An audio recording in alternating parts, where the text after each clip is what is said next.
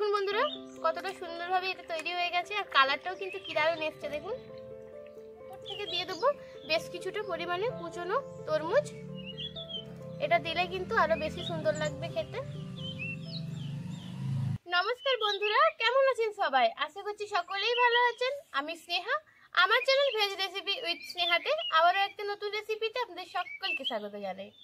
বন্ধুরা, আপনাদের সঙ্গে আজ আমি শেয়ার করব তরমুজ দিয়ে কিভাবে খুব সুন্দর লস্যি তৈরি করতে হয়। তাহলে চলুন বন্ধুরা, আপনারা প্লিজ পুরো ভিডিওটি স্কিপ না করে দেখতে থাকুন। বন্ধুরা, সবার আগে কিন্তু আমি তরমুজটা কেটে নেব।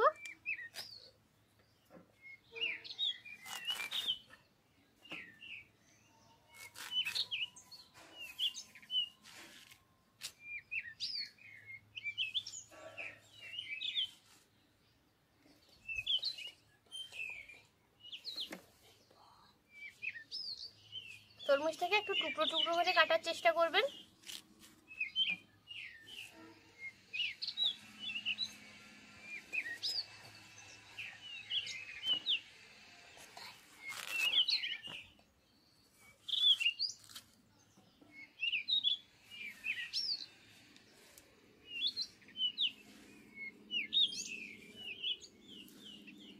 বন্ধুরা দেখুন, লস্যিটা তৈরি করার জন্য আমি এরকম একটা মিক্সার মেশিনের বাটি নিয়ে নিয়েছি। তো এখানে আমি একে একে প্রত্যেকটা জিনিস দেব। সবার প্রথমে দেব পরিমাণ মতো তরমুজ কুচনো। খুব একটা বেশি তরমুজ কিন্তু দেওয়া যাবে না। এরপর এখানে আমি 200 গ্রামের মতো দিয়ে দেবো টক দই।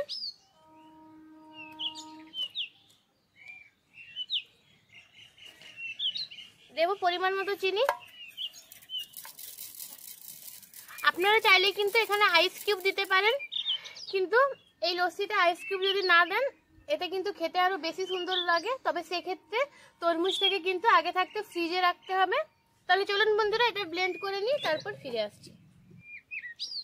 দেখুন বন্ধুরা, আমার কিন্তু লস্যিটা একদম তৈরি হয়ে গেছে। দেখুন দেখুন, লস্যি তৈরি করার ক্ষেত্রে কিন্তু কোনো প্রকার জল ইউজ করবেন না। দেখুন বন্ধুরা কতটা সুন্দরভাবে এটা তৈরি হয়ে গেছে, আর কালারটাও কিন্তু কি দারুণ এসছে। দেখুন,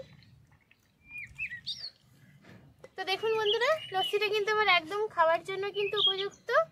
আপনারা চাইলে কিন্তু কিছু কিউব মানে বরফ দিতে পারেন, কিন্তু আমি আজকে আর দিলাম না। এরপর ওপর থেকে দিয়ে দেবো বেশ কিছুটা পরিমাণে কুচনো তরমুজ। এটা দিলে কিন্তু আরো বেশি সুন্দর লাগবে খেতে।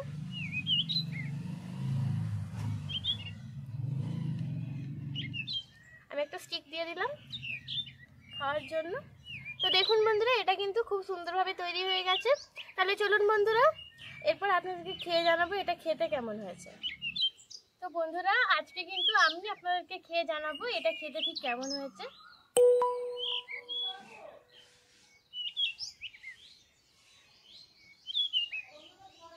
তো বন্ধুরা, এটা সত্যি খেতে অনেকটা ভালো হয়েছে।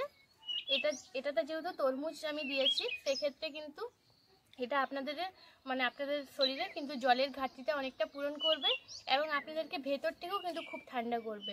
তো আমি এখানে কোনো আইস কিউব আজকে দিইনি। তো আমার এটা খেয়ে এটাই মনে হলো যে এখানে যদি আমি আইস কিউব আরও অ্যাড করতাম তাহলে হয়তো আরও ভালো খেতে লাগতো, কিন্তু এটাও কোনো অংশে খারাপ লাগেনি। এটাও কিন্তু খেতে দারুণ লাগছে। তো আপনারা চাইলে এখানে আইস কিউব দিয়েও খেতে পারেন, এটা খেতে কিন্তু আরও বেশি ভালো লাগবে। তো বন্ধুরা, তাহলে আজকে এই পর্যন্তই। দেখা হচ্ছে পরবর্তী কোনো একটা রেসিপির সঙ্গে। ততক্ষণ পর্যন্ত ভালো থাকুন, সুস্থ থাকুন।